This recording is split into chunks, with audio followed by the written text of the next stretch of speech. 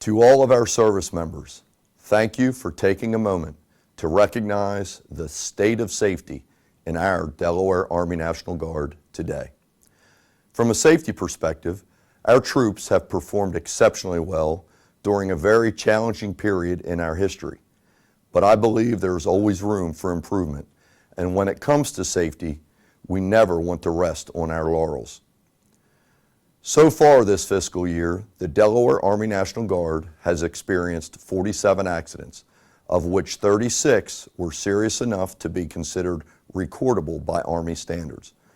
Although this is a decrease of 9 recordable mishaps when compared to the same time last year, all incidents can directly impact the mission readiness of a small state like ours. That's why we have to maintain our focus towards identifying hazards that threaten our personnel and equipment, and to control those hazards by integrating risk management in all we do, whether you are a soldier or a leader, whether on duty or off. Last month, we received an alert from the Director of the Army National Guard, Lieutenant General Tim Cadavy, advising us of an alarming trend he noted during this year's annual training season. Several Army National Guard units in other parts of the nation experienced serious tactical vehicle accidents, often involving a rollover or fatality.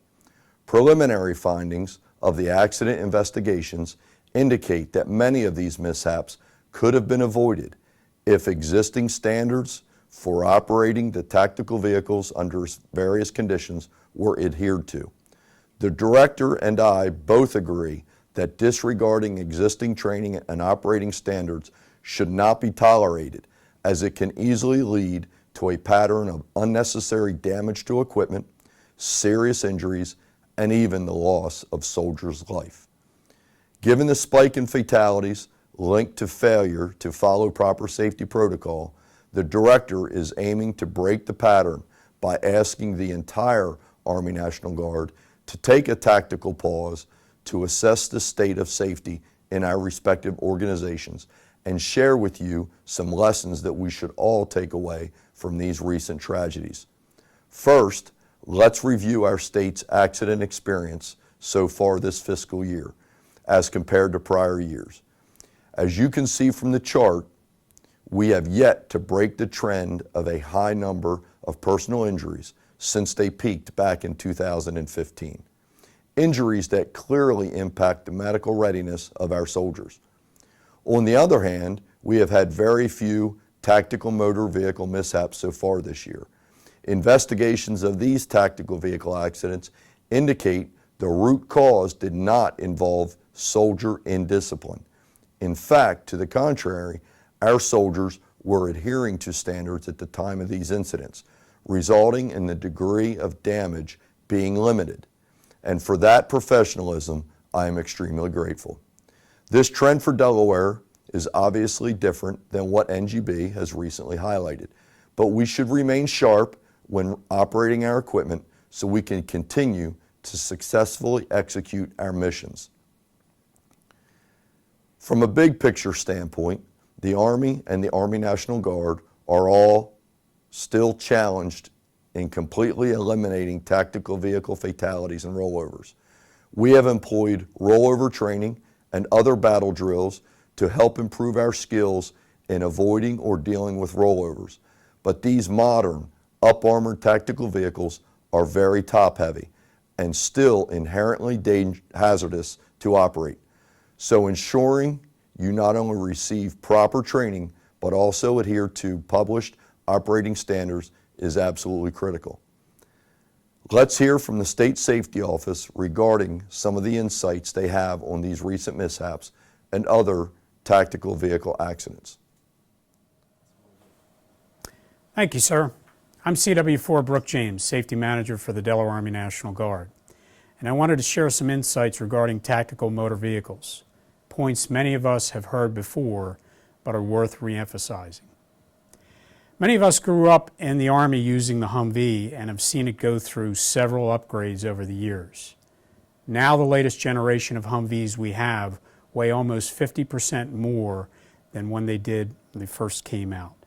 And the Army continues to field many other versions of the up-armored vehicles that our soldiers are expected to operate on a regular basis. By and large, these upgrades have been lifesavers for our troops when encountering enemy fire or IEDs. But soldiers must also recognize that we can't cheat physics. If your 3 to 4 ton vehicle is moving too fast, especially when driving downhill, and you attempt a sharp turn, the momentum from the vehicle will continue forward while your wheels act as a pivot point. Once your vehicle pivots past a critical angle, there is nothing you can do to stop it from rolling over. The tendency to roll over is more common with these vehicles because their heavy armor and raised chassis create a higher center of gravity than what you would normally experience in a regular car or truck. Preliminary investigations into some of the recent Army National Guard rollovers noted that soldiers were not performing proper route recons and lacking in training proficiency for their assigned vehicles. This led to vehicles being maneuvered in ways or under conditions that often cause rollovers.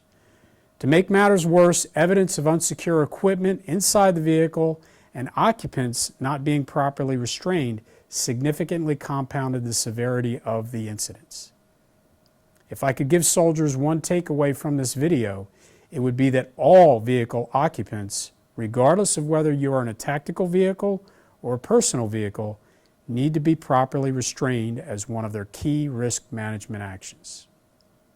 Of course, these vehicles are designed more for protection from enemy fire than a crash safety focus, like most of our cars today, so even properly restrained operators can still suffer severe injuries. Bottom line, we don't want our soldiers getting into rollover situations in the first place, but that doesn't mean we shouldn't prepare for them when they do happen. We have been fortunate over the years to successfully accomplish many missions, both at home and abroad, with above average results in our safety records. But we have to maintain our vigilance when it comes to safety, especially involving motor vehicles. For most of us, whether we realize it or not, driving or riding is one of the most hazardous activities we do every day. Receiving proper training in our tactical vehicles and taking advantage of available personal motor vehicle and rider safety programs are some of the best ways to reduce that hazard. I expect every leader to know and enforce the policies and standards we have in place with respect to vehicle safety, as well as all other elements of your unit safety programs, and to ensure your soldiers are equally aware and engaged in these programs. Get the right training, don't drive under the influence, don't drive distracted, and whenever you are in a tactical vehicle or POV, be sure to buckle up. When it comes to the safety of our most valuable assets, the soldiers of the Delaware Army National Guard, following these key safety standards should be non-negotiable. Thank you for taking the time to incorporate this safety message into your schedule, and I salute you for all that you do for our state and country. And remember, make sure safety is part of everything you do.